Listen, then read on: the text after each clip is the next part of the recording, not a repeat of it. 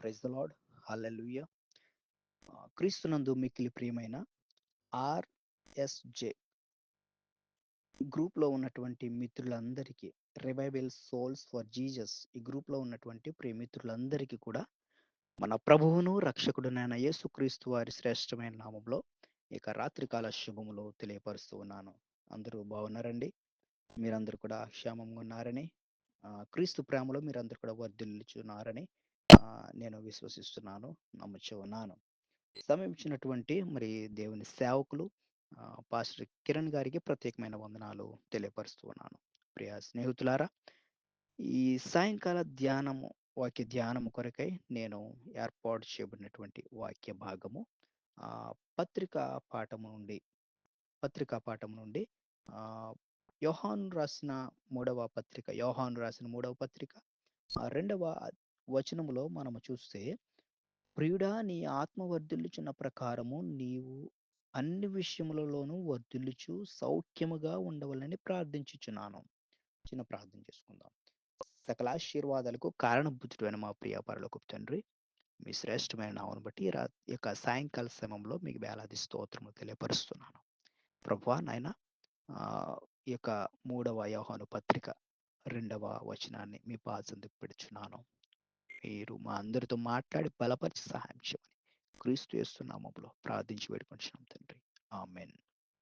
ప్రియులారా, ఈ యొక్క వాక్యమును మనం గమనిస్తే, ఈ యోహాను గారు, అపోస్తలుడైన యోహాను గారు ఈ యొక్క మూడవ పత్రికను ఎవరికి రాస్తున్నాడనంటే, ప్రియులారా, గాయు అనేటువంటి సంఘపు పెద్దకు అధికారికి వ్రాస్తున్నాడు. పెద్దగా పేర్కొంటూ గాయు చేస్తున్న పరిచయను బట్టి అతన్ని అభినందిస్తూ దియోత్రెఫే విషయంలో జాగ్రత్తగా ఉండమని హెచ్చరించాడు. ఈ క్లుప్త పత్రికలో ప్రధాన అంశముగా మనము చూస్తే మూడు విషయాలు మనకి కనబడుతూ ఉంటాయి. ఒకటి ఏమిటనంటే, గాయు అనే సేవకుని పట్ల అభినందన చూస్తూ ఉంటాం, 5-8 వచనాలు. దియోత్రెఫే పట్ల విమర్శ, 9-10 వచనాలు మనం చూస్తూ ఉంటాం. అలాగే దేమేత్రి పట్ల ప్రశంస మనం చూస్తూ ఉంటాం. గాయు, దియోత్రెఫే, దేమేత్రి అనేటువంటి ముగ్గురు. ప్రియులారా, ఈ యోహాను గారు చెప్తున్నారు, గాయు అనే ఈ యొక్క పెద్ద ఆయనకు చెప్తున్నారు, గాయు, నువ్వు ఆత్మలో వర్ధిల్లుచున్నావు, నీ పరిచర్య చాలా బాగుంది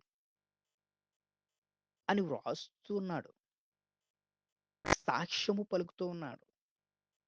గాయు పట్ల ఉన్నటువంటి ప్రేమను కనపరుస్తున్నాడు, చూపిస్తున్నాడు. అయితే నీవు దేమేత్రి పట్ల జాగ్రత్తగా ఉండు అంటున్నాడు. బహుశా అక్కడ కొంచెం తెలివిగా ప్రవర్తించు అన్నట్లుగా చెప్తున్నాడు. ప్రియమైన బిడ్డారా, దేవుని పరిచర్యలో, అలాగే విశ్వాస జీవితంలో, విశ్వాస యాత్రలో మనమందరము కూడా దేవుడు ఇచ్చినటువంటి జ్ఞానముతో తెలివిగా ఉండాలి. ఎందుకు అనంటే, గాయకు చెప్తున్నాడు, నువ్వు ఆత్మలో వర్ధిల్లుచున్నావు, బాగుంది,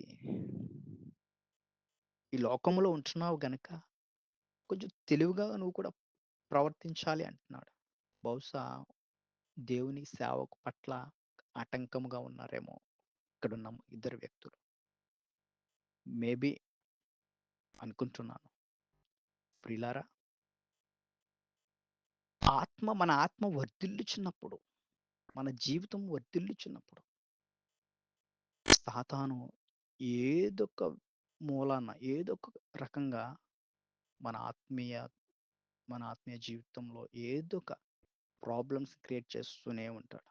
అది ఫైనాన్షియల్ అవ్వచ్చు, లేకపోతే అనారోగ్యం కావచ్చు, లేకపోతే ఆ స్నేహంలో అవకతవకలు కావచ్చు, కుటుంబ సమస్యలు కావచ్చు. ఏదో ఒక సమస్య ద్వారా మనలను సాతాను అడ్డుకుంటూ ఉంటాడు. దేవుని వాక్యం వింటున్నటువంటి నా ప్రియ స్నేహితులారా, మిత్రులారా, సహోదరి, సహోదరులారా, మనము ఒక స్త్రీని జ్ఞాపకం చేసుకుందాం. మనందరికి చాలా సుపరిచితమైనటువంటి స్త్రీ. ఆమె పేరు మదర్ టెరెసా గారు. మదర్ టెరెసా గారు ఇంగ్లాండ్ దేశం నుండి తాను జన్మించినటువంటి దేశమును విడిచిపెట్టి, తనకున్నటువంటి దర్శనం మేరకు ఎలాగైతే ఆమె ఆత్మలో వర్ధిల్లిందో, క్రీస్తు ప్రేమను ఎలాగైతే పొందుకుందో, క్రీస్తు ప్రేమను పొందుకోవటంలో ఎలాగైతే వర్ధిల్లిందో, అలాగే అనేక మందికి క్రీస్తు ప్రేమను పంచాలనే ఒక గోల్ కలిగి,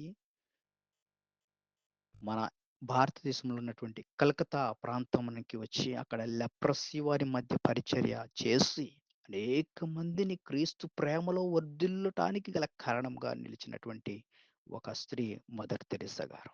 మనందరికీ తెలుసు ఆ స్త్రీ. ప్రియులారా, ఆమె చేసిన పరిచర్యను బట్టి అక్కడ ఉన్నటువంటి గవర్నమెంట్ వారు కూడా చాలా ప్రశంసలు కురిపించారు. చాలా విలువైనటువంటి బహుమానాలు కూడా ఇచ్చారు. ఆ బహుమానాలన్నిటిని కూడా ఆమె అనుభవించకుండా, తాను ప్రేమించుల ఖర్చు పెట్టి వచ్చినటువంటి డబ్బులతోటి హాస్పిటల్స్ కట్టించడము, పరిచర్య చేయటము, ఈ విధంగా క్రీస్తు దగ్గరికి అనేక మందిని నడిపించినటువంటి ఒక గొప్ప స్త్రీ మదర్ తెరెసా గారు. ఆ లెపర్సీ వారి మధ్యలో, ఆ కుష్ఠరోగుల మధ్యలో భారభరితమైనటువంటి పరిచర్యను ఆనందముగా చేసినటువంటి గొప్ప వ్యక్తి. అలాగే ఈ గాయు అనేటువంటి ఈ యొక్క వ్యక్తిని కూడా ప్రశంసిస్తూ ఉన్నాడు. ఎవరు? అపోస్తలుడైన యోహాను గారు. నా ప్రియ స్నేహితులారా, మిత్రులారా, మనం కూడా మనకున్నటువంటి ప్రదేశంలో, మనకున్నటువంటి ఏరియాలో, మనకున్నటువంటి ఆ యొక్క జనంలో క్రీస్తుని పరిచయం చేయటము ఒక బాధ్యతగా, ఒక ఒక ఆహ్, ఏమంటారు, పనిగా మనము తీసుకోవాలి. ప్రియులారా, మనం గమనించినప్పుడు ఇక్కడ దేవుని సేవలో లేకపోతే ఆత్మలో వర్ధిల్లుచున్న ప్రకారముగా అంటున్నాడు. ప్రియమిత్రులారా, ఈ విధంగా మరి వర్ధిల్లినటువంటి ఒక సేవకుడు, దేవునిలో వర్ధిల్లినటువంటి ఒక సేవకుడు, తన ప్రారంభము ఎలా ఉంది? దేవునిలో దేవుని ఆశ్రయించినంత కాలము తన ప్రారంభం దిశ ఎలా ఉంది? దేవుని తెలుసుకున్నటువంటి ఆ యొక్క సమయంలో తన ప్రారంభం ఏ విధంగా ఉంది? ఎలా ఆశీర్వదింపబడింది? దేవుని సహాయము ఎలా ఉంది ఆయనతో? దేవుడు ఎలా సహాయం చేశాడు ఆ యొక్క సేవకునికి అని మనం గమనిస్తే, పాత నిబంధన పాఠము నుండి రెండవ దినవృత్తాంతాల గ్రంథము 26వ అధ్యాయము రెండవ వచనంలో మనము ఒక వ్యక్తిని మనం చూస్తా ఉంటాం. ఒక సేవకుని మనం చూస్తా ఉంటాం. ఒక రాజుని మనం చూస్తా ఉంటాం. ఆయన పేరు మనందరికీ తెలిసినటువంటి వ్యక్తి. మనకు తెలిసినటువంటి రాజు ఉజ్జియా రాజు. ఆయన పరిచయం మనం చూస్తే, ఆయన బ్యాక్‌గ్రౌండ్ గనుక మనం చూస్తే, తన తండ్రి అమజ్యా, తన తల్లి యెకొల్యా. ఈ రాజైన ఉజ్జియా 16 సంవత్సరాలకే రాజుగా నియమింపబడ్డాడు అక్కడున్నటువంటి ప్రజలందరితో. అయితే దేవుని ప్రత్యక్షతలో ఆయనున్నాడు. దేవుని పరిచర్య ఎంతో నమ్మకంగా చేస్తున్నాడు.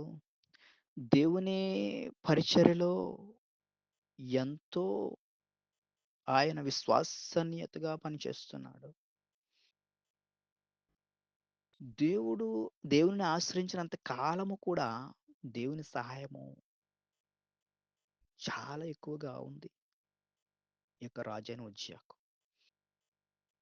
అయితే దేవుడు బైబిల్ సెలవిస్తుంది ఏమిటనంటే, 5వ వచనంలో మనం చూస్తే, దేవుని ప్రత్యక్షత విషయమందు తెలివి కలిగిన జకర్యా దినములలో అతడు దేవుని ఆశ్రయించెను. అతడు యెహోవాను ఆశ్రయించినంత కాలము దేవుడు అతనిని వర్ధిల్లజేసెను. యెహోవాను ఆశ్రయించినంత కాలము దేవుడు అతనిని వర్ధిల్లజేసెను. ప్రియులారా, ఎలా వర్ధిల్ల చేశాడంటే, ప్రియులారా, దేవుడు అతనికి ఎంతో సహాయం చేశాడు. ఫిలిష్తీయులతో యుద్ధము చేటులో కానీ, ప్రియులారా మోహనీయులతో అతడు యుద్ధము చేటులో గాని, దేవుని కృప ఎంతగా ఉందనంటే ప్రియులారా వర్ణించలేనిది. ప్రియమైన దేవులారా, అయితే జరిగినటువంటి విషయం ఏమిటనంటే అతడు దేవునితో దేవుని ఆశ్రయించినంత కాలము కూడా అతడు అధికముగా బలాభివృద్ధి నొందుతూ అతని కీర్తి ఐగుప్తు మార్గములన్నిటి గుండా వ్యాపించింది. తరువాత ప్రేమిందేములారా ఎంతో పేరు ప్రఖ్యాతులు గాంచాడు. దేవుని సహాయం ఎలా పొందుకున్నాడనంటే ఆశ్చర్యకరమైనటువంటి సహాయం చేసినట్లుగా దేవుని వాక్యము 15వ వచనంలో కూడా మనం చూస్తూ ఉంటాం. 26, 15 వచనంలో చూడండి. మరియు అతడు అంబులనేమి పెద్ద రాళ్లనేమి ప్రయోగించుటకై పాయశాసులు కల్పించిన యంత్రములను యెరూషలేములో చేయించి దుర్గములతోనూ రుజువులతోనూ ఉంచెను. అతడు స్థిరపడు వరకు అతనికి ఆశ్చర్యమైన సహాయము కలిగెను గనుక అతని కీర్తి దూరముగా వ్యాపించెను. ఎలాంటి సహాయం అండి? ఆశ్చర్యమైన సహాయం కలిగెను. అతడు స్థిరపడు వరకు కూడా. ప్రియమైన దేవుని బిడ్డలారా, ఈ విధంగా ఉందండి అతని పరిచర్య, అతని పరిచయము, అతడు దేవుని ద్వారా పొందినటువంటి ఆశీర్వాదము, స్థిరపడిన విధానము.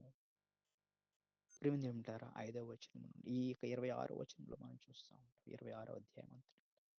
అయితే ఎప్పుడైతే ఒక వ్యక్తి స్థిరపరచబడుతున్నాడో, వర్ధిల్లుతున్నాడో,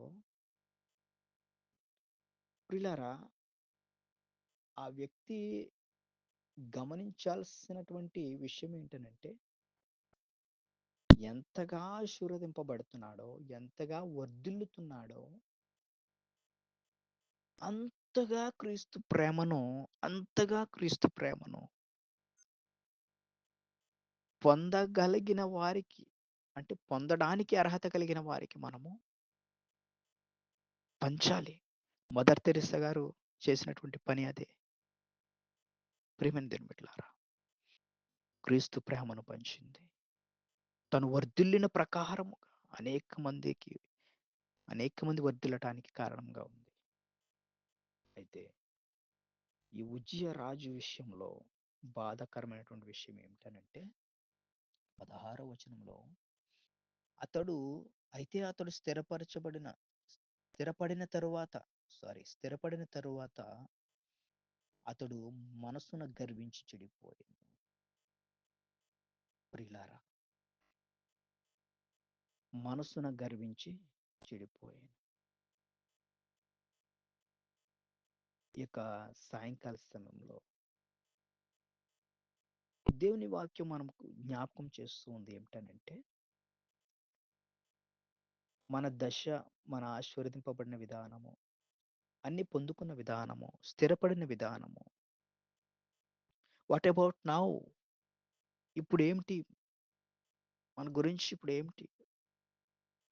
ప్రారంభ దిశలో రక్షణ పొందుకున్న సమయంలో నేను బైబిల్ మొత్తం చదవాలి అనుకున్న విధానము, దేవుని వాగ్దానము పొందుకోవాలనే ఆశ, దేవుని వాగ్దానము నేను నెరవేర్చబడాలి నా జీవితంలో అనే ఆశ, లేకపోతే వారానికి ఒక్కరోజైనా ఉపవాసం ఉండి ప్రార్థన చేయాలనే ఆశ, నేను క్రీస్తులో వర్ధిల్లాలనేటువంటి ఆశ ప్రారంభంలో ఉంది.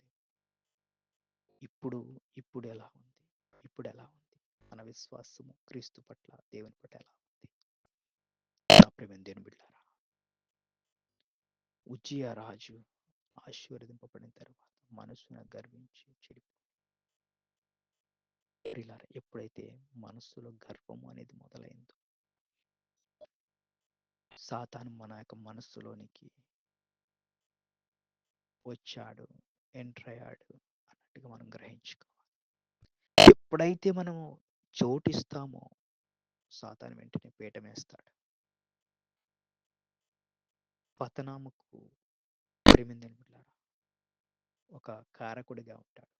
దేవుడేమో మనం వర్ధిల్లాలి అనేటువంటి ప్రేమతో మనల్ని చూస్తాడు. సాతానేమో ఎప్పుడు పడగొడదామా అని సాతాను చూస్తూ ఉంటాడు.